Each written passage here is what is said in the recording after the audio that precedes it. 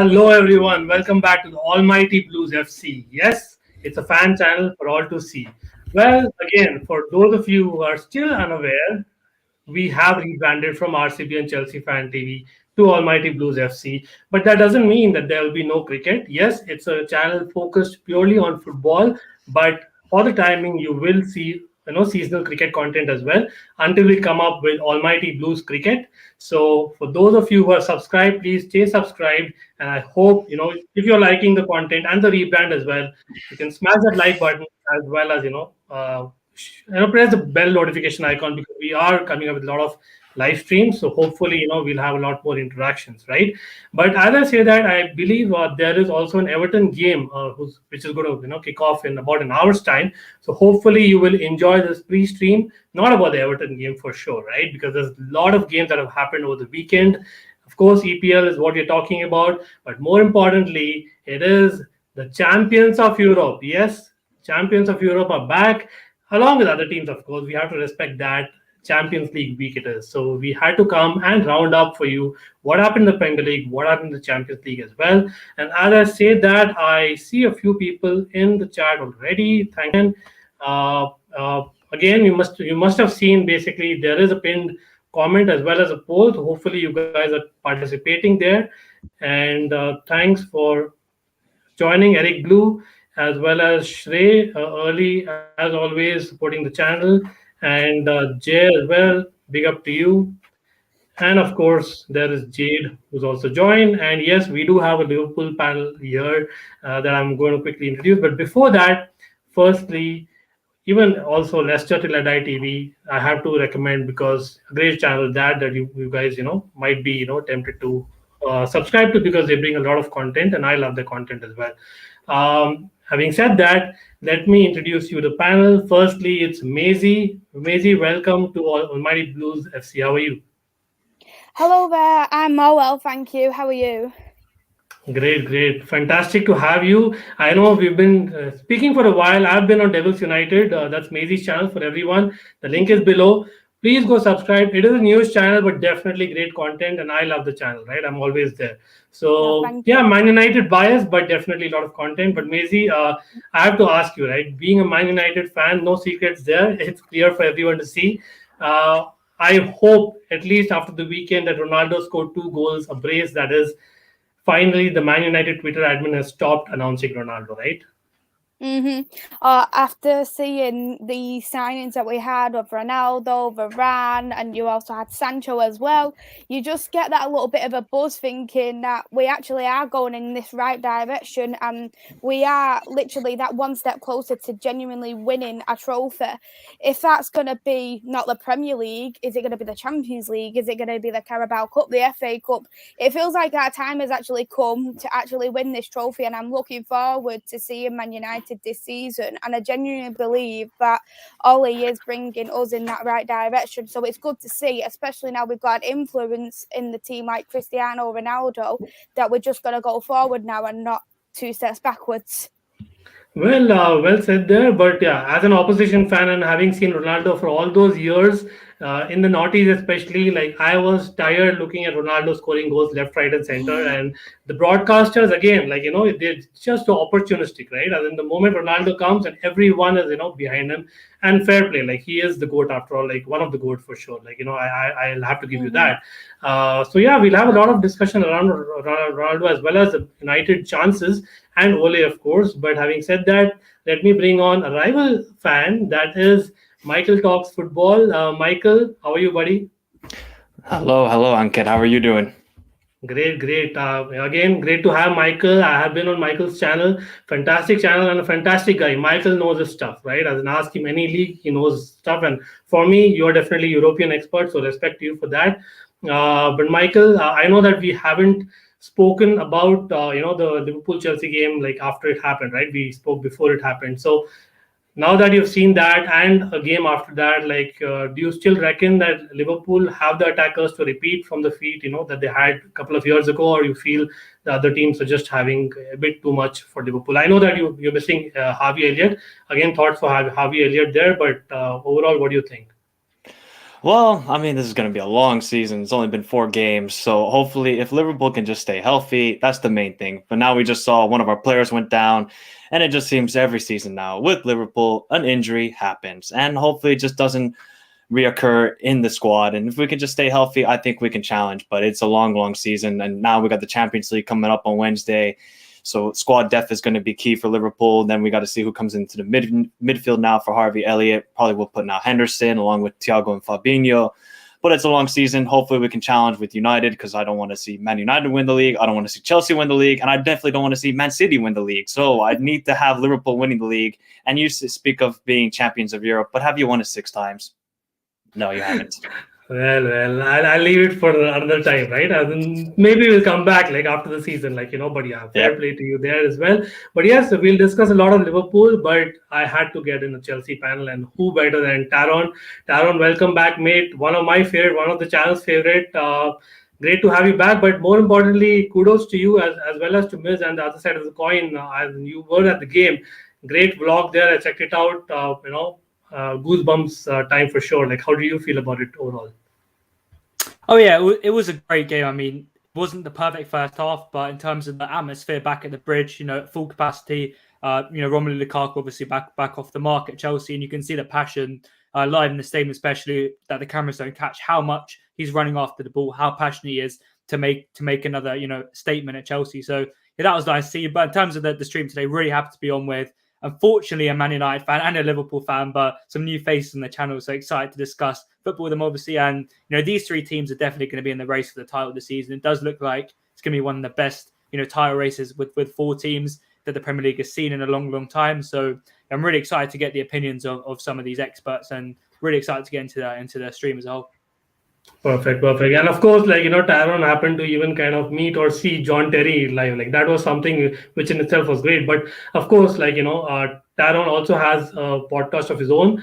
I think you have started, podcasting again. So that's great to hear. That's a perfect hat trick. So again, guys, perfect hat trick. Michael Talks Football and Devils United. All the links are below.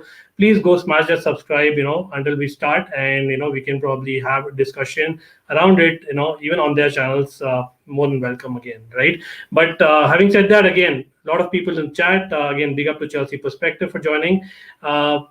I would really ask you to participate in the poll, because there is a poll put up and there is a reason for it, because we are going to discuss that during today's discussion, right? So hopefully you do that, and I believe we should start on, right? What do you say, guys? Sounds good. Mm-hmm. Perfect. Great.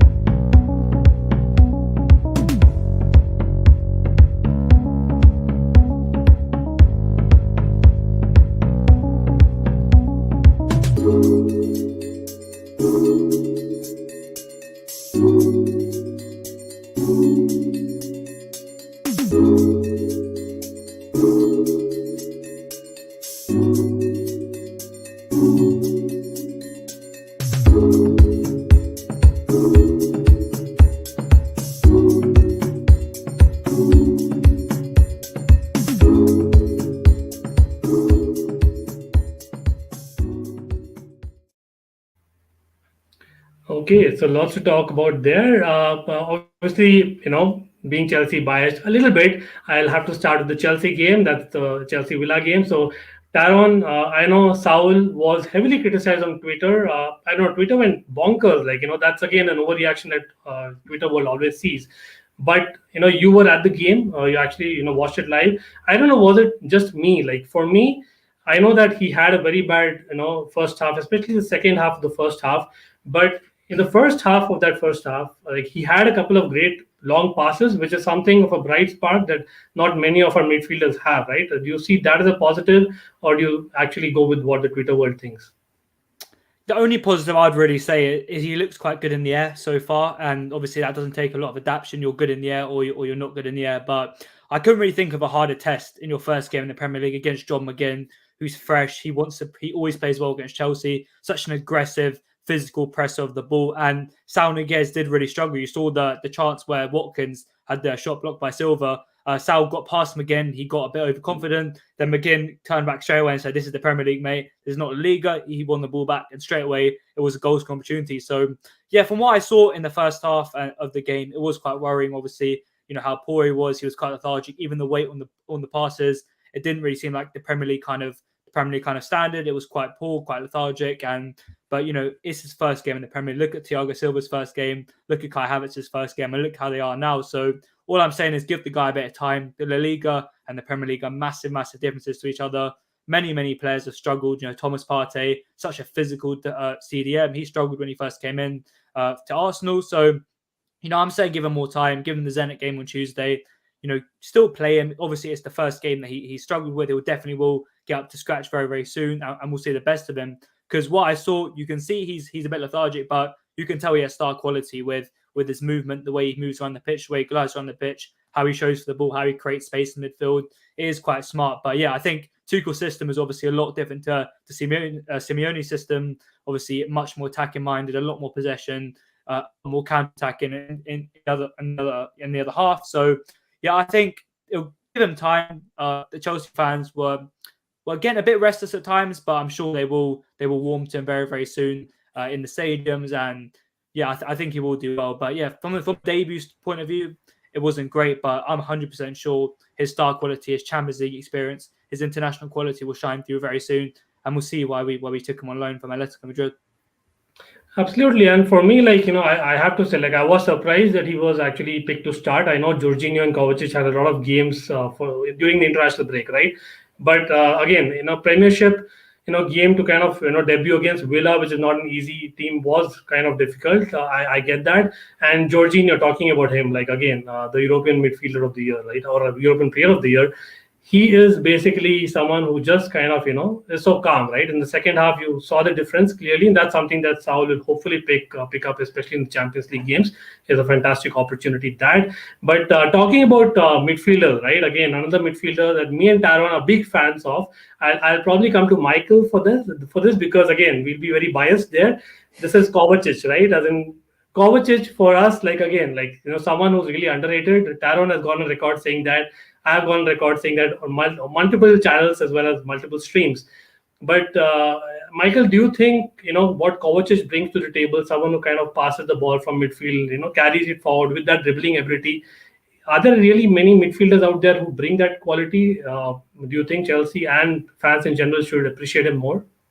Well, fans should appreciate what Kovacic does. He definitely is like an anchor. He's kind of like a Gini Wijnaldum for Liverpool, or was for Liverpool, that he brings the ball forward, he can defend well, just gets the ball to perfect spots in the attacking zone. But I got to say about the Chelsea game, really, that Aston Villa had a lot of chances. And I know Chelsea made, 6 changes from the last squad you guys played in the starting 11. And it kind of showed a little bit. It was just a lot of disorganization at times, I thought, for Chelsea. But I mean, we got to start putting our respect on Edouard Mendy, maybe being a top 5 goalkeeper in the world. That guy made some absolutely massive saves, and including in the Champions League final and in multiple times last year for Chelsea. So I think people got to start respecting Edouard Mendy's name.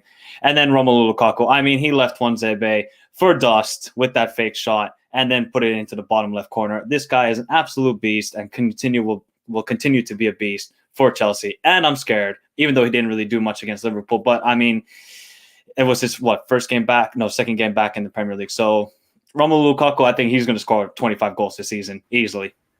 Wow, touch wood there. I hope you're right, but yeah, I agree with you totally there because he's a different beast, when he's come back. Having said that, again, I'll ask you to chat because you put out Mendy there. Great shout there. Thanks for that.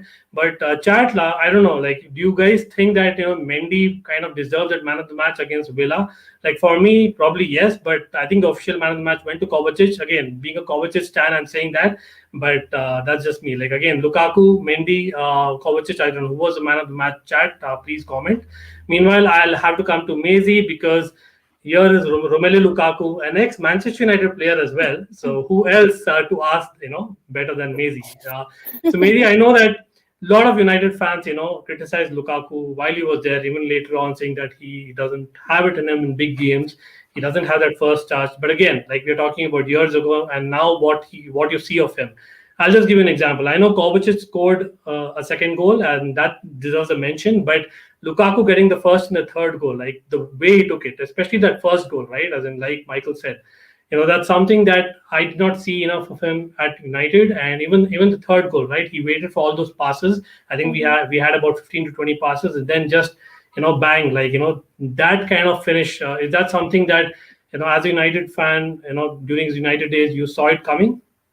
For me, I do feel like Lukaku is that last missing jigsaw for Chelsea, because when I looked at Chelsea last season, especially with all the signings they got, I thought, wow, this is going to be a very difficult team to break down, knowing that they've brought in so many signings and they've mastered getting Mendy as well for a goalkeeper, and I think he's absolutely incredible.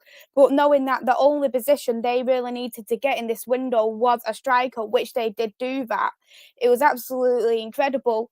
I feel like with Lukaku, he has definitely changed from when he was a Man United player over to now he's become a Chelsea player. I think when he was at Man United, you could tell that he was struggling a little bit. I think he was struggling in himself. I think it was mentally as well, and he was a little bit unfit. He was quite much bigger as well, broad-wise, so he was quite unhealthy too. Going to the Italian league, getting his levels back up to where it should be, and that just made him into the beast he is, and it's just he came ready for Chelsea. And I'm actually, when you do look at Lukaku, you think he is going to scare a lot of people's defenses. He's an absolutely overall amazing player. Yeah, his first touch might not be the best, but when he has that opportunity, he will put a shot away, and that is very worrying for opposition's defenses, and they've got to be very careful with Lukaku. Yes, I think well said there. But again, let's see how he kind of performs in those big games. I really see him, improving a lot from what he was. But I kind of get about the first touch as well. But again, for Belgium, as in this, he has a phenomenal record. Like that's something that probably is legendary stuff. Right there. But I think Amaya has joined. Big up to Amaya as well, and I see some of the votes here. I see, as in there are more Mendy votes, and Eric Blue says Kovacic. But again, it's kind of split. Anyone could, get that man of the match. But yeah, as in again, I know Maisie and Michael are thinking a lot of Chelsea stuff and great win there, but we have to speak about the other games as well. We need to speak about Man United, because I think Ronaldo, is a phenomenon, whether you like it or not. I'll come to Taron, right? Taron, because you've seen a lot of Ronaldo in other leagues as well. But again, Ronaldo is more of a striker now. But for me, yes, he scored those 2 goals, and especially the one goal where he was kind of a poacher, where you expect him to be, these days. But he was actually getting those step overs and things like that, which he used to, not much in Juventus, but at least in Real Madrid, right? So Taron, do you think he has that extra zeal, extra motivation now, just as an opposition fan? You can see that, right? You can see that, yeah, like I said, similar to Lukaku in that aspect, that he's come back from, a lot of time developing himself into a better player, and he is really eager to prove himself again. Even though he has been proved in the past, he wants to come back to Old Trafford. A lot of fans, maybe from rival clubs, are thinking, he's 36 years old.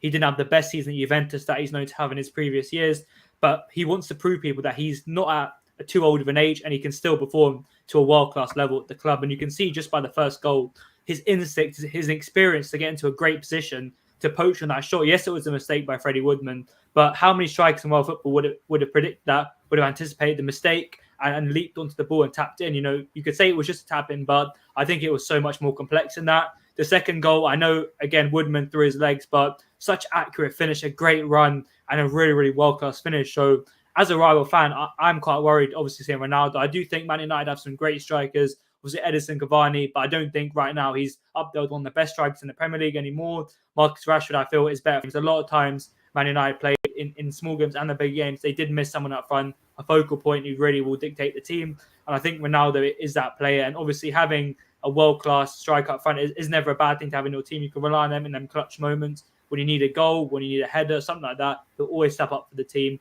Will never let you down. And his link-up player, Fernandes, could be a big worry for other fans this year. I know at the Euros, it wasn't great, and there was a bit of a disconnect between them two, but I think you saw in that Newcastle game, Fernandes and Ronaldo do link up really well. Ronaldo's fit into the system extremely well already, despite being there for, a week, And, hopefully less posts by the Man United admin on Twitter.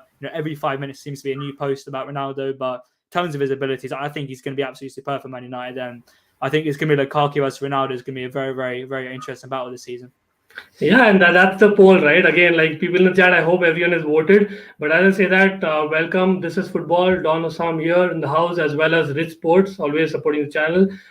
Thanks for joining. And of course, have your say in the comments. Again, I have to come to Maisie. We are talking about Ronaldo here, right? As in, she probably, deserves that first shot. But I think Taron mentioned briefly, Maisie, about Cavani, right? And of course, Bruno Fernandes, kind of... personally, I feel that Bruno, I know being Portuguese and probably Ronaldo being one of his heroes, he'll probably look up to him and all that. But at a personal front, he won't be too happy because he's not going to take the penalties, right, anymore. But yeah, no pun intended. Having said that, Pogba, I think has gone on record reportedly saying that he might extend. That is something that I think as a Man United fan, you'll be happy. Again, Ronaldo is one of the reasons, I'm sure, such a great player coming back. But talking about Rashford, Cavani, for me, Cavani did brilliantly last season. Rashford is your upcoming striker. And whether you like it or not, I don't think he's a perfect left winger. Neither is he a striker, but he probably, given a choice, would want to be a striker. So I don't know how Ole would manage this, but I'm sure Ronaldo being Ronaldo would want to play every game, right? So in your mind, Maisie, what are you thinking? How will Ole manage it, and will Cavani probably leave in January? How's it going to be? For me, I do feel like Ronaldo is going to probably play the most of them games. I feel like if, for example, we have that 2-3 games in a week, maybe Cavani might come on, or he might come on as a sub, perhaps. For me, though, I know we did touch on about Rashford. He is more of that left-wing player, but for me, I feel like Rashford has got competition to come back to into this squad, because we have got such a good squad at the moment. Greenwood is in incredible form at the moment, and you cannot drop Greenwood whatsoever. He's absolutely amazing. He's good on both his feet as well. He can play on the right, he can play up front. We haven't tried him on the left yet, but I'm sure with obviously Shaw, who is a left back, and he's very good at going forward as well as defending, there will be no issues probably in terms of him playing on the left. We've got Sancho as well, who can play on both the left and the right. We've got I won't even mention about Martial, because I don't think he is fit enough to be in that starting 11 in my eyes. I don't think he's good enough to be even on the sub. So I wouldn't even mention Martial. I'd rather play Alanga, who's a left wing or a striker, over Martial at this moment in time, because I feel like Alanga, he has bulked up as well, if you have noticed, and I feel like he is going to be a real good prospect for Manchester United in these next coming years. Having Ronaldo, he has such an influence on this team. We've seen I think this statement from Lee Grant, so they always have dinner, and they was watching what Ronaldo was eating, and knowing that Ronaldo didn't have a dessert, nobody else wanted the dessert because Ronaldo didn't have a dessert. And you think Ronaldo is influencing people by no, I'm not eating this. So people I don't want to eat this neither because Ronaldo's not eating it. And having that such a big influence in the team is going to help. And it's even more exciting for Greenwood, knowing he's so young, and having the likes of Cavani and Ronaldo there to help him become a very good player. For me, he's going to probably be one of the best young players in the world in the next coming years. Yeah, as in fair shout that. Again, I kind of envy you having Greenwood. I'll be honest there. As a Chelsea fan, that left foot striker. Again, I think no comparison there, but we didn't have that kind of pacey striker on the left wing. I know we've had Robin, Giroud, but nowhere close. Greenwood kind of brings a bit of both, which is something that we probably miss and we probably should look at in the long term, in my view. Again, people in the chat can comment about, as in which is a striker that, Man United will probably miss out on bringing in Ronaldo. But yeah, coming to Michael, we have to talk about, obviously, the Liverpool game as well. I've been one of them. I have to raise my hand up and say that Liverpool, I thought, will not be up there. Will probably, go back. I think I discussed already with Michael on his channel, a couple of weeks ago. But yeah, then for me, the great and one person who deserves all the plaudits is Mo Salah. So Mo Salah for me, again, as a Chelsea fan, initially I thought he was very raw. He couldn't finish. That was probably something missing in him. But that's exactly what he's improved on, and he's become probably better than most. Congratulations, for completing, I think, 100 goals he scored now. Of course, the first 2 goals are with Chelsea, but yeah, I have to kind of, finally regret having not used Salah as much. I still have Hazard given a choice, but I get the Salah hype totally. Like he's up there, with the best, of his ability. But yeah, as in having said that, like I don't know, like I know Salah scored the goal, but in that first goal, even Michael, I think Matip playing as a central attacking midfielder almost. I know I saw your tweet as well. Like, is that something that Liverpool are probably trying much of this time? I didn't see Matip playing that way before. Like, probably he's one of the standout players as well as Fabinho, getting up. Like, what do you think? There's a change in tactic there? I don't think it's really a change of tactics. It's more of Leeds just trying to press really high, and then Matip found the space and then just turned into Ronaldinho, basically. Matip with beautiful link-up play. Then he played a beautiful ball to Trent Alexander-Arnold. Perfect cross in, and Mo Salah has a tap in for his 100th Premier League goal. And he's the 5th quickest ever player to do so, I think so. But I don't think that's really a tactic by Klopp that he wants the center-backs to really push up forward and get involved with the play. It's more that Leeds are just that type of team that they're going to press so high, so why not just take the space? Because were you watching the game? Because the amount of space that the Liverpool midfield had in that game was actually ridiculous. I could not believe how much space we had. Thiago was bossing it. Fabinho was bossing it. Harvey Elliott was bossing it until his injury happened. But I don't think that was really a tactic by Klopp with the center backs pushing forward. Because usually with Matip and Van Dijk, they like to play the balls really out wide to like Mo Salah and Sadio Mane, and then they kind of take the one-on-one opportunities. But I don't think that might be a recurring theme, but I don't see Matip really pushing that forward like he did against Leeds. And then for like the rest of the game, I mean,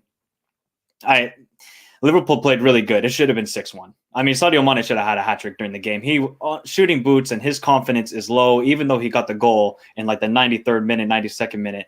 But my God, Sadio Mane is, I don't know. I love Sadio, but he is not the same player as he was maybe 2 or 3 years ago, which is kind of a shame to see. But he just doesn't have his scoring boots anymore. Obviously, then the whole injury with Harvey Elliott is such a shame because finally Klopp actually put some like trust in a youth player, which was fantastic to see because we don't really see that. We saw that with Trent. We've seen that with Curtis Jones, but not a lot of the other youth players have gotten the opportunity like Harvey Elliott has, even starting against Chelsea. I was so surprised about that. Then the injury occurs, which is just a shame. But 3 points, we're 3rd place along with United and Chelsea, so all good from the Liverpool side, really. Should have been 6-1, but I'll take the 3-0.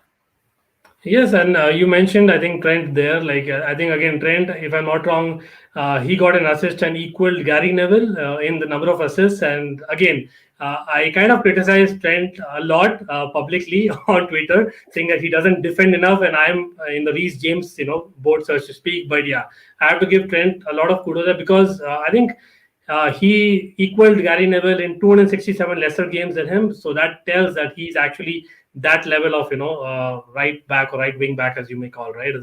Tremendous there. But yeah, then I don't know about you, Chad, but a lot of stars that we had on the weekend. Of course, we spoke about Lukaku, Ronaldo, and now Salah. For the chat, I don't know who was the star of the weekend. It is kind of debatable. So I would like to see the chat involved and tell me who is the basically one star that you saw outshine the others in this weekend. And again, like, talking about the red card, of course, it was very unfortunate of Harvey Elliott. For me, technically, it wasn't a red card as much as I'm really sad about Harvey Elliott's position. But again, Chad, I would like to know your opinion about Harvey Elliott being a red card or not. That reminds me, even in the Chelsea game, there was actually, I think, Ziyech being targeted. I think he had a shoulder injury recently, shoulder dislocation. And that was very bad to see. That's something that I would not recommend. But hopefully Harvey Elliott, gets back soon enough. That's all we can hope for. And yes, a lot of Premier League talk there. Hopefully, I get the answers from the chat. Meanwhile, I hope we can go to the main section that we're all waiting for, and which is what is going to happen tomorrow, right?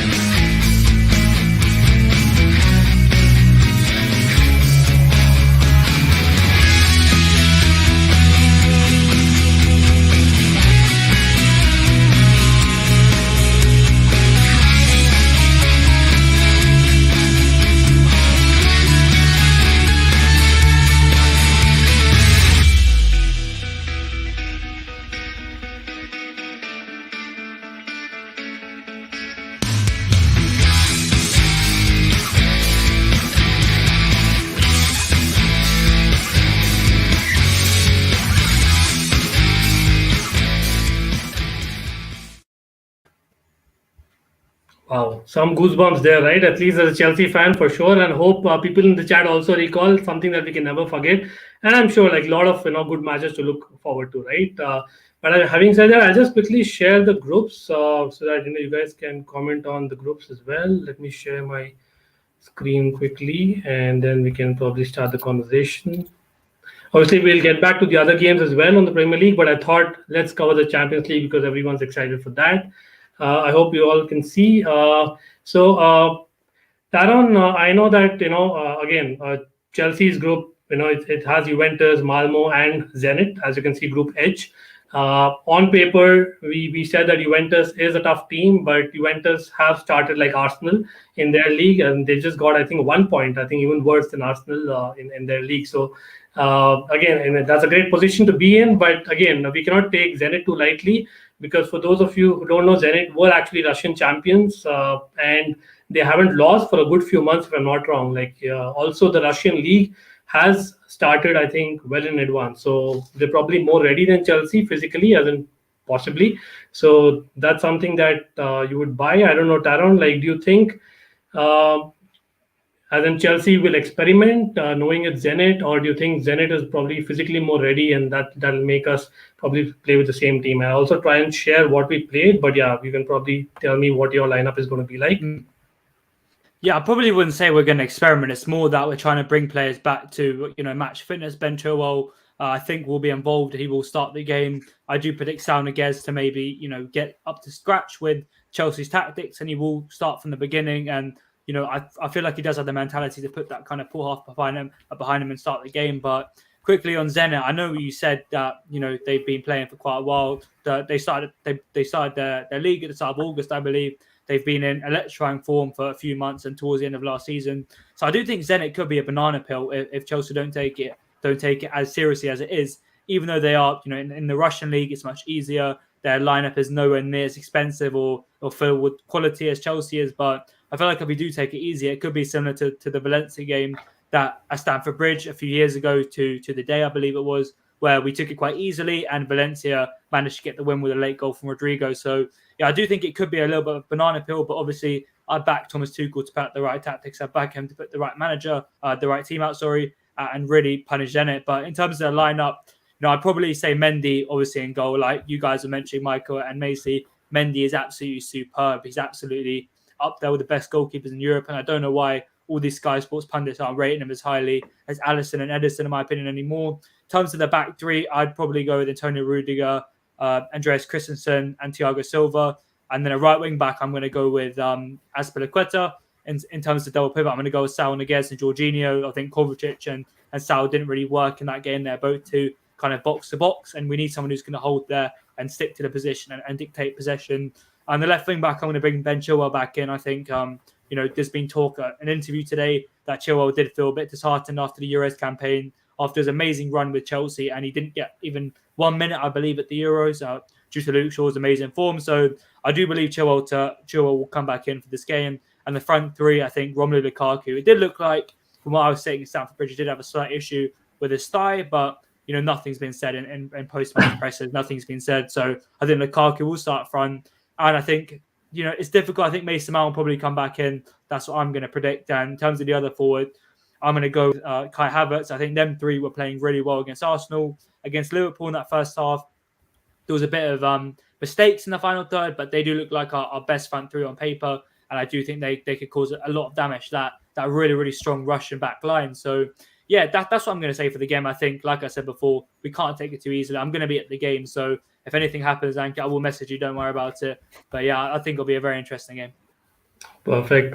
Yeah, then again, people in the chat, I don't know what lineup you'll go out with. Definitely, I would like to see, because with Thomas Tuchel, it's anyone's bet. I don't know, it's a gamble, literally. He kind of changed the lineup, and I'm surprised, Taron. I know Ben Chilwell deserves a start. Finally, he deserved a start, even at the Euros for me, as much as Luke Shaw is brilliant. But As in, how can you drop a captain? Come on, Alonso was a captain. He didn't want to remove the armband even when Azpilicueta came on and Jorginho as well.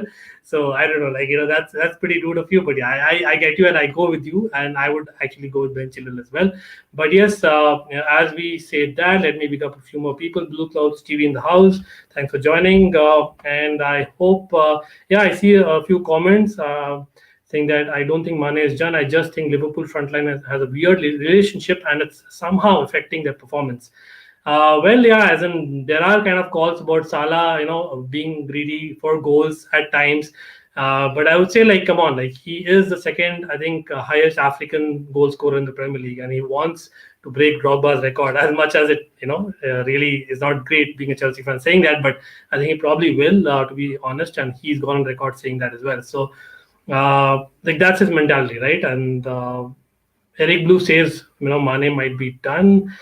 Let's see. And then he agrees it's not a red. But having said that, again, coming back to the Champions League, I'll probably, talk to you, Michael, because I think, again, Liverpool have a tough group, right? I'll try and show the group that we are in for the chat, but I certainly feel that Liverpool have probably the toughest group, if I can say so. Let me quickly see. Ankit, can I say something about Zenit actually first? Yes, please. So with Zenit, they have a lot of good players. Obviously, Dejan Lovren, the best center back in the world. We all know that already. Then there's Malcolm, the former Barcelona reject. He didn't really work out for them. He plays for Zenit. He's a very tricky winger, and he's actually done well at Zenit St. Petersburg. Then there's Osmoon, a very good Iranian striker. So he's going to be a very pacey guy, and he's going to make a lot of forward runs. So if Taron's at the game, I think you got to watch out for Osmoon. He's a very exciting Iranian, and he was linked to Bayer Leverkusen and all these type of teams. And then there's Zhuba, who's the tall striker at the Euros for Russia. So they actually have a very good squad, Zenit. And, like you said, they've been undefeated. I think their last loss was in March, was their last loss for Zenit St. Petersburg. So they have a lot of money. They have the best players in Russia. I think they'll give Juventus a tough game. Because Juventus right now, they are trash. Let me just tell you something, man. Wojciech Szczesny, he may have left Arsenal, but Arsenal will never leave him. My God, he has made 3 mistakes this season. If people haven't seen it, I would definitely recommend seeing Szczesny. But with Liverpool's group, this is easily the group of death. My God. Atletico Madrid, I'm traumatized by them after what happened the last time we played them in the Champions League. Then there's FC Porto, who made it to the quarterfinals last year, beat Juventus. They played you guys, right, in the quarterfinals? Yes, as in obviously we beat them easy, as in it wasn't expected. Like for me, as in Porto as well as Atletico kind of underwhelmed. Porto were great in the second leg, but we were kind of managing the game. For me, again, I would say that both the teams, Porto and Atletico, underwhelmed, and I can see Liverpool beating them. But yeah, again, we cannot underestimate any team, like you said. Like AC Milan, for me, do you think AC Milan is a team, because again they'll be very motivated? Like again, it's Champions League, everyone is motivated, but AC Milan coming back to the Champions League, it'll be an extra motivation for them. Like, don't you think? I know you predicted AC Milan to come third in your video, but I kind of feel that AC Milan will be probably the underdog here. I don't know. Yeah, I think AC Milan, everybody's going to sleep on them because they haven't been in the Champions League since 13-14 season, which is ridiculous because we always associate AC Milan with winning Champions League like they did in 2007, beating Liverpool, but then losing in 2005 to Liverpool. But I mean, they have great players. Obviously, Zlatan coming back on the weekend, getting his goal. He's about to turn 40 next month. I have no clue how he's still playing. Giroud, former Chelsea guy, he's actually done well so far at AC Milan. He has 3 goals. Then there's Theo Hernandez, Kiar Tomori as well, former Chelsea guy. Magnan, very good goalkeeper. AC Milan are a very stacked squad. They don't have experience in Europe, so that might be their de facto really in advancing out of this group. But I wouldn't be shocked if AC Milan gets second in this group either. But this is such a tough group for Liverpool. My God, every game is have to win, all the away games, because Liverpool have been really terrible in Europe so far, last couple of years away from home. It's been we've lost at Red Star Belgrade, Napoli, all these weird places losing away. But Oh man, this is such a tough group for Liverpool. God. Yeah, I know, I can just wish you all the best. But yes, I look forward to the games because a lot of ex-Chelsea players in the AC Milan, and again the Liverpool AC Milan game is something to look forward to, and that's the first game, right? As in that's great. Again, people in the chat, get in with your predictions. We'll take the panel's predictions as well. But yeah, feel free to predict Liverpool AC Milan, and we'll get back to the predictions. And I have to definitely jump to Manchester United and Mais, right? As Mais.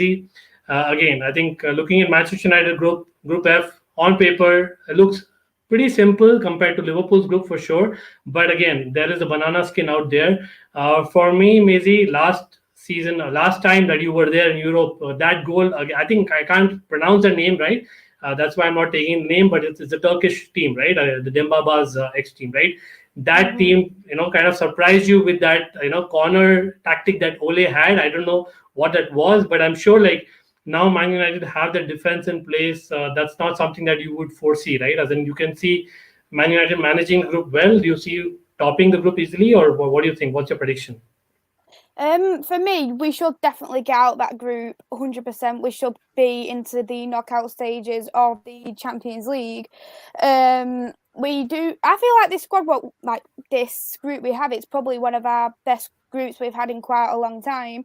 When I did look at last group from last season, I would have thought, yeah, we would have got through, knowing that we was in top of the group halfway through. So you think, oh yeah, it's okay. We've got 3 more games and we should be absolutely fine. And if we win 2, that means we get through. And that's what obviously our mindset was. But obviously it all got messed up in the end, didn't it? Because we obviously had them terrible defeats. But since then and now, our squad has strengthened in our defence. We've got Champions League Varane, as we would call him, and he has got really good experience in the Champions League. He's won 4 Champions Leagues. There's no better defender to buy at the moment than Varane, and he is going to help us massively. You can tell he has helped us already in the game against Wolves, the game against the last game as well. I had a baby brain then thinking, oh my God, what's going on? Newcastle. He helped us in both of them games.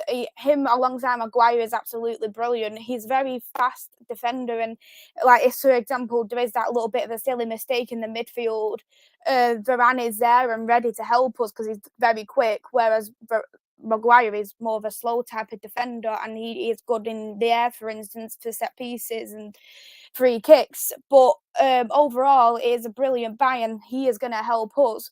The only downfall for us is that we didn't get that defensive midfielder, and maybe that will stop us from getting, for instance, into the semi-finals or the finals. But hopefully, if we do get that defensive midfielder in the January transfer window, there's nothing really stopping us from winning or going even further than what we was hoping for. If we don't get into the knockout stages, or even if it is around the 16, I will be very disappointed because we have strengthened in pretty much most of our areas in the squad. And we've got Ronaldo, who's obviously won 5 Champions League, Varane, who's won 4 Champions Leagues. You've got Sancho as well, who's got experience in Europe. So there should be nothing at all stopping us from getting into knockout Champions League. Yes, I kind of agree that you have to, as in qualify as group toppers for me. That's the squad that you have, and there's no excuse, like you said. It's probably time that you will as well, but you've had that against Villarreal. I know it was probably a penalty shootout and anything could happen, but well before that, we saw the Super Cup as well. Villarreal is again, one of those teams who can turn up on the day. They're not as consistent, but they definitely can do well, and they have a structure in place. So I won't be surprised if Villarreal has a surprise in place, and Atalanta, of course, a great team again. We saw in the Euros, a lot of players. Probably they had the second or third most, players in the Euros, kind of taking part from a club. So that's fantastic in itself. So yeah, having said that about Man United, I saw a comment here asking about the Bayern-Barca game. Of course, we are going to talk about that, the Barca-Bayern game rather. So Taron, I know that again, Barca have sold Messi and the likes, Griezmann has gone, and that makes Atletico stronger. But Depay coming, I know I'm a Dutch fan, I don't want to kind of comment much there, but do you actually see finally Depay and, De Jong kind of, having that partnership for Barca and, maybe coming up, maybe, not really, filling the boots of a Neymar, because after Neymar, they haven't really done that. But eventually, I think Depay kind of plays in a similar mold. Do you think he could get to that level? Yeah, I think Depay has been superb at the start of the season. You can tell he's definitely worked with Koeman before. You can tell there's a great connection with the tactics in Depay. He seems to know when to be in the box, when to attack, when to track back. And Koeman did really get the best out of Depay when he was managing the Netherlands alongside Quincy Promes and I believe was it Ryan Babel and a few other players. There was a very, very fluid attacking system there. But in my opinion about Ronald Koeman, I don't think he's the right manager for Barcelona as a whole. I don't think his attitude is correct as a manager. I think he's always digging out players in public. He's always saying stuff about a lot of other players. But I think Barcelona, this squad right now, all I'm thinking is Messi's gone. He was so crucial for them last season. He got a crazy amount of assists for them. It's going to take a long time. It's kind of like to a less extreme extent when we got rid of Hazard. It did take a bit of rebuild, a few seasons to get the squad back together. Enough players to deputise in that role, kind of get the tactics without relying on one individual. So I don't think Barcelona are going to do amazingly well this season without Messi in the league, in the Champions League, in the Copa del Rey. I don't think they're going to do amazingly well, but I do think they'll give Bayern Munich a tough game in terms of their tactics. Bayern Munich do play a very, very attacking system under Julian Nagelsmann. If Barcelona can get between the lines with Memphis Depay, target Nicolas Zula and Lucas Hernandez, who isn't the quickest defender in the world, especially Benjamin Pavard, I think Barcelona could cause a bit of damage and could really affect them this game. But like I said before, I think Barcelona will take a few years to adapt to Messi leaving. I do think it won't be a very easy process. I know they've got in Memphis Depay and that striker they got in, I don't quite remember his name right now. And obviously they've got rid of Anton Griezmann. So yeah, I think it'll be a very, very difficult season for Barcelona, especially with Ronald Koeman, who I don't think is the best man manager in the world and the best tactical coach in the world. Yes, I think Brathwaite also is injured. He has, I think, a sufficiently long-term injury. So again, that's unfortunate. But I see your point, right?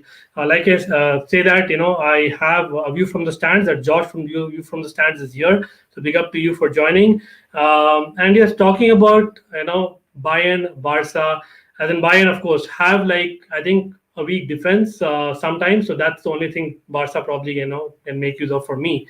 But coming to Michael, we have to speak about Real Madrid, right? Again, Real Madrid in the Champions League, they always turn up. But even otherwise, I think they won, 5-2 yesterday? That was a game in itself, right? As in great counter-attacking football. And Benzema probably in the form of his life, like someone, who's underrated as well. We're talking about a lot of underrated players in the stream, but he's one of them for sure. Like, he is definitely rated, but not as high as what he should be, in my opinion. But Inter Milan, do you see Inter Milan getting properly, banged for goals in this game? Hazard coming back to form as well. What do you reckon? Well, I don't know if Hazard's back to form yet. Maybe he will be, but about Benzema, my God, this guy, 35 years old as well, or 33, and he's scored a hat trick over the weekend. Unbelievable hat trick. People got to go watch that. His header that he scored was ridiculous from a striker. Unbelievable header from Benzema. Then Vinicius Jr. is finally showing his promise and his talent that he's always shown, but he doesn't have the finishing touch. But now it seems like he's finishing goals, which is fantastic to see if you're a Real Madrid fan. Then Camavinga coming on, obviously, on his debut and scoring in his debut goal. And it was their first game in the Santiago Bernabeu, first time in 560 days. So I bet the fans were excited. The only problem with Real Madrid is their defense. It's horrible. It's horrible. David Alaba.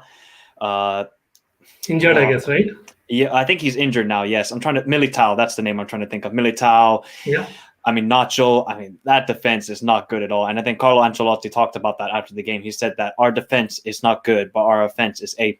So once they get that defense going, then they'll be fine, Real Madrid. But I don't see that happening this year for them. They're going to need to strengthen maybe in the offseason, in the summer transfer next year, or then the January transfer window. And then for Inter Milan, obviously you guys took Lukaku. They got Dzeko. They got Correa, a great player from Lazio. They got Dumfries. You love Dumfries, of course, from the Dutch national team. Obviously, Simone Inzaghi, the former Lazio manager, still playing their 3-5-2 formation. So there's Lautaro Martinez is still getting better. But I can only see that Real Madrid top that group, honestly. They're such a good team.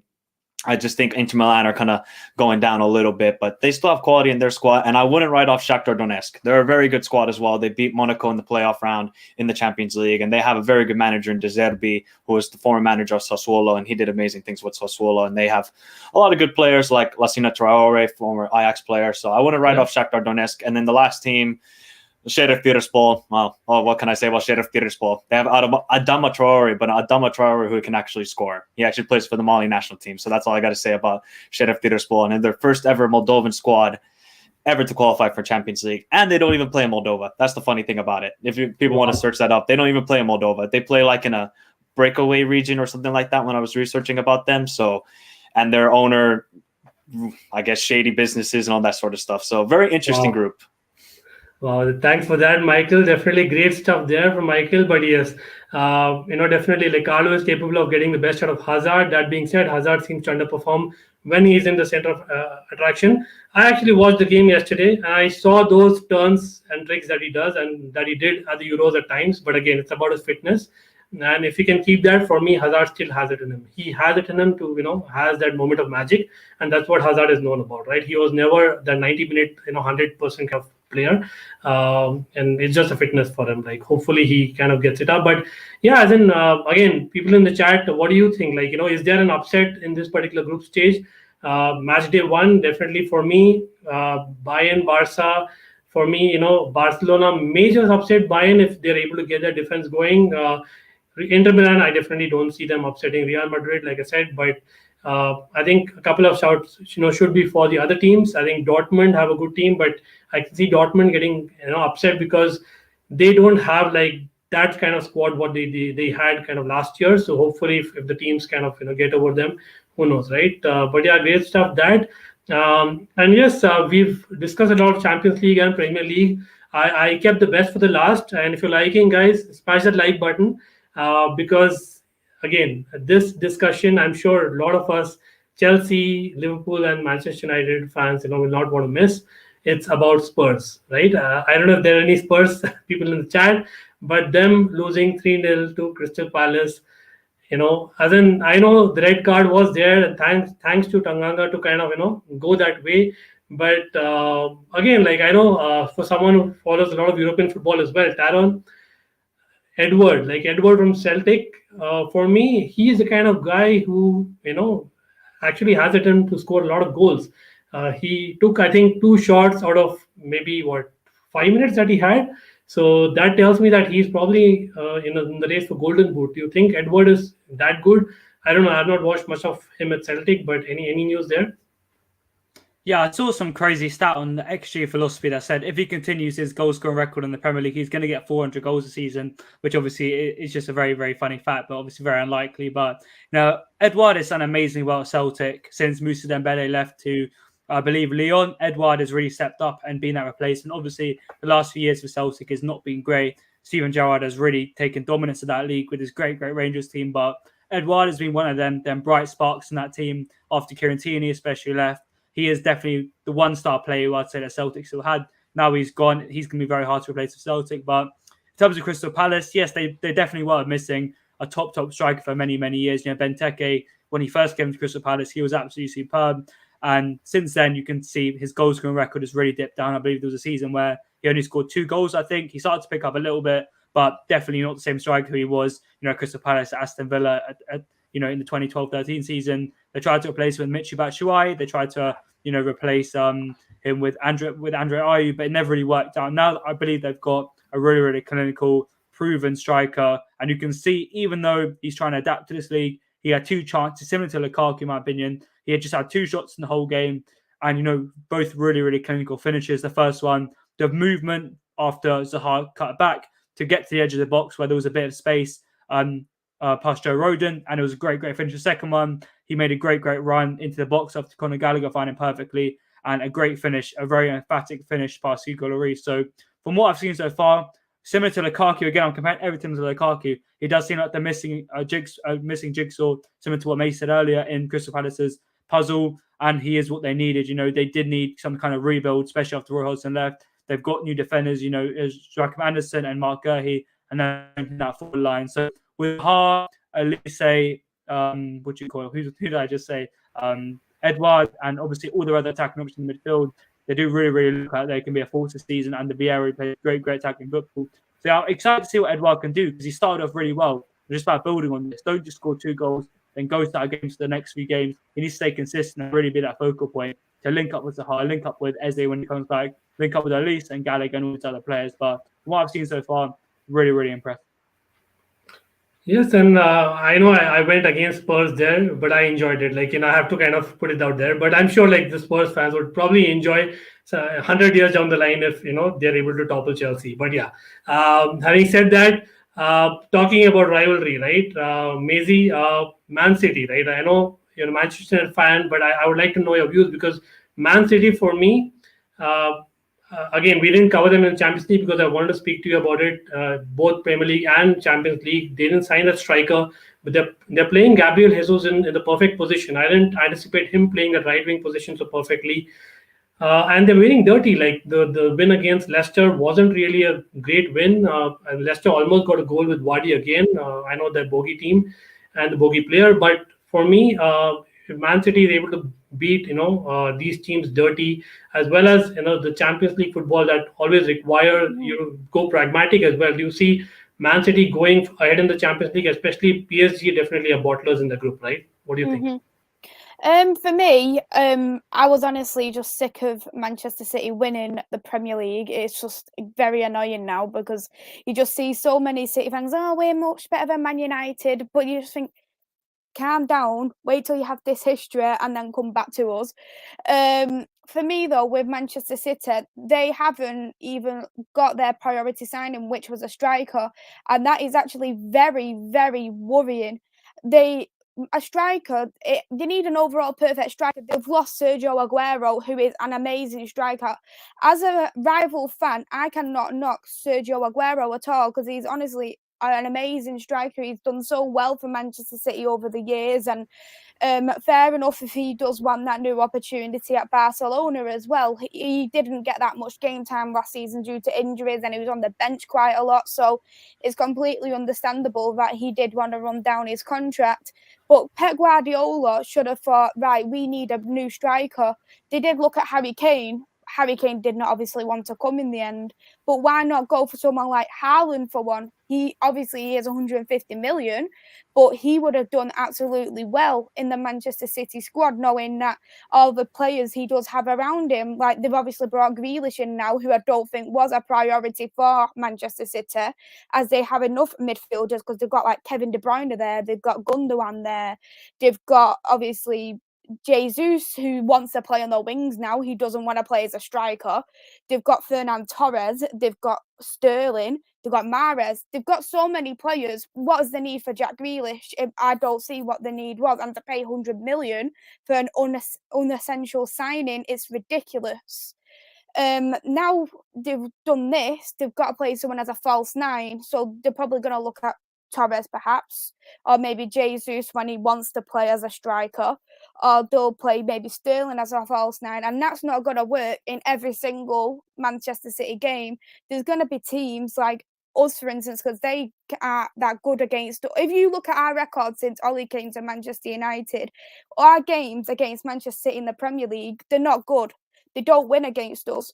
And they need to look at why, because Pep Guardiola, he overthinks it every single time. He overthought in the Champions League final against obviously Chelsea, and they didn't put that defensive midfielder on, which cost them massively. If they had Fernandinho on or Rodri, that would have been a whole different story. They may have actually won the Champions League, but they didn't because Pep overthinks. And that as well is a downfall for Manchester City, is Pep overthinking things all the time. So for me, they're not going to win the Champions League. They'll probably get to the semis and then they'll end up bottling it. The Premier League, I actually think now they haven't got that striker role. They haven't got someone who wants to be a striker. They're not going to. I don't even think they're going to win the Premier League. I feel like the biggest competition for us at this moment in time is actually Chelsea. They've got an amazing squad, Chelsea, and I cannot knock the squad. I like the formation you play. You feel like a diamond formation, and I like that formation because you've got that balance of like attacking players. You've got that perfect defense. I like Rudiger. Rudiger doesn't get enough mention in the Chelsea squad whatsoever. Very underrated centre back. I like Rudiger. Chilwell as well. He's very good going forward. He's a very good left back, very good as the left wing back as well. For me, he's probably the second best left back in the Premier League, in my opinion. not enough players are rated by Chelsea, and I think people are quite underestimating Chelsea. So for me, I think that's a competition in the Premier League at this moment in time. Interesting. Like again, touch wood. I hope it's true that Chelsea are competing come the final days of the season, and of course winning it as well is what I would say from a Chelsea point of view. But having said that, Michael, I'll probably start the predictions from you, right? As in, again, we are just in match day 1 of Champions League, and we just finished game week 4 of the Premier League, right? But again, I'm just asking this from every panel who comes, and of course the chat. Feel free to pitch in as well. For you, Michael, let's predict the Champions League final that match day 1 is starting. What do you think it's going to be in the final? Yes. Oh, well, it's in St. Petersburg. It's not that far from me. I'm like a 3-hour drive from there. So hopefully Liverpool make it so that I can go to the game. But it won't be Liverpool. I'm going to say it's going to be Chelsea against PSG in the final, and PSG will win the Champions League. Man, I can't believe Tuchel kind of losing to PSG, but yeah, then that's a prediction in itself. But yeah, we are playing Zenit, right? So as I said earlier, in the stream as well, I don't know if you guys watch it, but it's about, kind of a warm-up game when we kind of go to Zenit to play them in the group stage. But yeah, as in fair call. But Taron, I'll probably ask you the Premier League, right? Again, people in the chat, what do you think? Like, I know top 4 is debatable always. We've discussed that on previous streams as well, Taron, but the 5th and the 6th position, now that you've seen 4 weeks, who do you think is going to get that Europa League spot? Of course, Arsenal is not even competing for that this time, unfortunately for them. But who do you think is going to be, 5th and 6th? I think Spurs and West Ham are probably going to finish 5th and 6th, but I do think it will be quite a while away from the front 4. You've seen already in the first weeks, they've been too dominant. It does look like there's going to be kind of a really, really strong top 4 this season. In the previous years, there's been like 63 points, something for the top 4. But I think there's real quality in them 4 squads, and I think it'll be a very, very close race for 4th, 3rd, 2nd, and 1st. And I think Spurs under Nuno have started off really well. They do play an attacking brand of football. I do think the players that Spurs have now are meant for attacking football. We saw under Jose Mourinho, Eric Dyer is not suited to low block football. Davinson Sanchez is not suited to it. Joe Rodon, Cristian Romero has played such an attacking system at Atalanta. I think, with an attacking manager like Nuno right now, even though he doesn't play the most fluid, front foot football, he likes to keep possession of the ball. He likes to play some nice, combination in the front 4. So yeah, I think Tottenham will finish 5th. And West Ham, they've started off so well. Last season, I was very, very surprised by how well David Moyes had them set up. First few weeks, I did think, maybe this could be a fluke, but they continued on with a good form. They continued on despite having very, very poor squad depth compared to the other teams in the league. And I think if they can keep Mikel Antonio fit, I don't think there's anything stopping them. He's such a great striker, very, very underrated. And Jared Bowen behind them, aside Ben Rama starting to come to his own, Pablo Fornals, and with the signing of Nikola Vlasic as well, it looks like it could be a great season. As long as I can name the whole team right now, Declan Rice, Souček, and they've added obviously our boy Kurt Zouma, who I think is the perfect signing at centre back for them. They needed someone who's great in a low block, and I feel Kurt Zouma is one of the best around when he doesn't need to rely on his ball progression a lot. He can just defend, win headers, stop crosses, defend more. And I think that suits him perfectly. So I think West Ham will finish 6th, and that's a great season for me. That's a great season for them, in my opinion. And Arsenal, I have to say, dig at Arsenal. I do it in every stream. I think it's going to be a very difficult season for them, in my opinion. They just managed to beat Norwich 1-0. I know it could have been 3 or 4, but even the signing of Tomiyasu at right back, Aubameyang starting to age now, Bukayo Saka has relied on too much in that team, and Emile Smith-Rowe. These young players have been relied on too much to provide for Arsenal. And if they get injured, if they have inconsistency, which always happens with young players, then it could be a decline from the season. So I think Arsenal could finish 9th or 10th this season, and Arteta will be sacked. And hopefully they don't bring in Antonio Conte. But to answer your question, Ankit, I'll go 5th Spurs and 6th West Ham. Quite a safe prediction, I'd say. Yeah, fair enough. Again, like Antonio, staying fit and him not getting those red cards that he got will probably help. And again, how they perform once the Europa League really kicks off, right? But Arsenal, like for me, I actually don't want Arteta to get sacked. Again, that's just me being a Chelsea fan, right? I like the fact that that goal was allowed because if that goal wasn't allowed for me, it was questionable. I don't think Brandon Williams meant to play that ball. But again, rules, it's anyone's guess, right? As no one knows the rules today. Like that's how it is, unfortunately, like Tuchel is gone on record. But yeah, it's probably blessing in disguise that Arteta stays. But yeah, Maisie, last but not the least, I'll come to you. talking about predictions, I know this prediction I got it from another panel on another stream, but probably let's end with the Champions League because that's something that we are looking at tomorrow. Champions League, who's going to get the golden boot for you? Not Ronaldo, except Ronaldo. Let me put it that way. That is actually very difficult to call, to be honest, because there is a few contenders there. Benzema has to be there for me, for one. I think Lukaku has to be there for another one in the race for the golden boot. And I do also think, obviously, Ronaldo is up there for contending. But all of it is obviously depending on how far each team is going to get into the Champions League as well. So if I was going to probably pick out of them all, I would probably say it's going to be Lukaku who's going to get that golden boot. And I do think Benzema will probably be second place. Yeah, I can see Michael already kind of doing this way because I know Salah is underrated and he's a goal scorer. You're going for someone else, Michael? Don't tell me. It's Lewandowski. Oh yeah, I think I saw him. Completely forgot about Lewandowski. He's gonna score 6 goals against Barcelona in those 2 games, like they did scored 8-2. Although he scored only 1 goal in that 8-2 game, but I mean Lewandowski's definitely gonna be top goal scorer. That's all I have to say. I don't think it's gonna be Salah, maybe Lukaku or Ronaldo, but if it ain't Lewandowski, I don't know who else. He's the best striker in the world still. Yes, I'd go with that. Again, my bad. I kind of missed that. But thanks for all the opinion, guys. It's been over an hour. We've been talking a lot of Premier League, Champions League. I know that the Everton game is going to kick off. And before that, I would like to give the panel a chance to plug in and definitely talk about their final thoughts about the Champions League or maybe the channel, anything. I'll probably start with you, Maisie. For me, with the Champions League, I feel like it's probably going to be a Manchester United win tomorrow. Well, I hope so. It's against YoungBoys tomorrow, so I'm pretty looking forward to seeing that. In terms of who I think is going to win the Champions League, it is very difficult to call, but I feel like it is going to end up being PSG, especially knowing how well they have strengthened that team. They've got Messi there now. They've got Ramos there. They've got Donnarumma, who is an amazing goalkeeper as well. They've got so many signings who are actually on a free. Let's just say they're on a free, and that alone, you just think, wow, how did you get all these players on a free? But for me, I feel like they're going to be the biggest contenders in the Champions League. And I think like PSG are going to go all out in the Champions League this season because they want this Champions League. So I feel like it's going to be PSG who will win. Perfect. And again, thanks for coming on, Maisie. People in the chat, please look at the description. Just a click of a button. Devils United, great channel.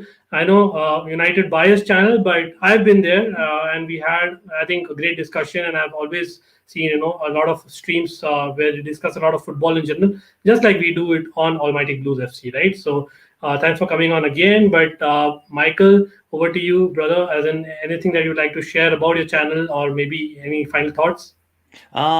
Really, Champions League should be very interesting. I think 5 or 6 teams can win it this year. I would say Chelsea, PSG, Bayern Munich, Manchester United, Liverpool, and maybe Atletico Madrid. Those are the teams I think can win the Champions League. I don't think Juventus are in it anymore. Barcelona definitely ain't in it anymore. That's kind of my thoughts about the Champions League before it starts tomorrow. And if you guys want to subscribe to anything really related to football, I'm a Liverpool fan, but I don't do Liverpool content. I talk about everything Liverpool, talk about everything football. I just did Champions League predictions video today. I talk about World Cup qualifiers. I talk about all that kind of stuff. And then tomorrow I'm going to do a watch along then for the Bayern Munich game. And I hope it's another 8-2, maybe for Barca, maybe for Bayern, but hopefully it's another 8-2. So you guys can go check that out. And Ankit, thank you so much for having me on. It's been an absolute pleasure. Big up to everybody in the comments and big up to the panel. Totally. It's a pleasure in mine. But yes, of course, last but not the least, Taron. Always love to have him here. And again, like I said earlier, Taron has a podcast of his own. Taron actually is covering a lot of stuff. Recently he's been to games, and you should definitely give him a follow. Again, everyone in the panel, but Taron, hats off to you to do that because I, as an international fan, just love the stuff that you bring live, right? That's something that we really want to watch as an international fan. But over to you, brother. Anything that you would like to share?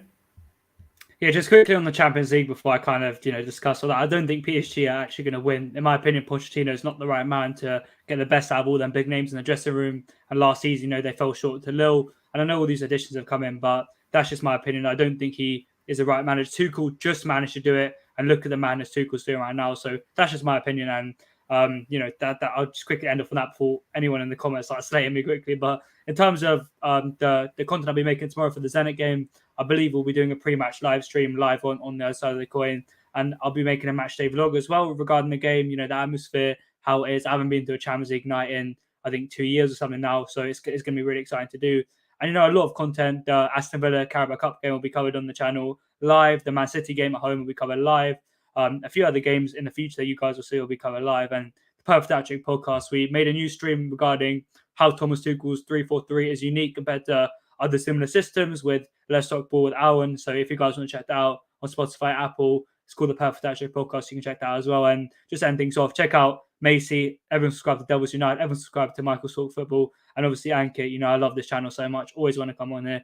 Great graphics, great hosts, and great channel. So yeah, really happy to be on, and big up to everyone in the chat and the panel. Absolutely. Again, thanks for joining, and I hope everyone has voted, and we will, get to feedback about, what the poll results are, and I'll tweet about it as well. And till then, everyone, just take care and have a good one, and hopefully we meet again after our respective teams win. Chelsea probably getting a bigger win is what I can say. Mm-hmm. But yeah, thanks for having me, Ankit. My pleasure.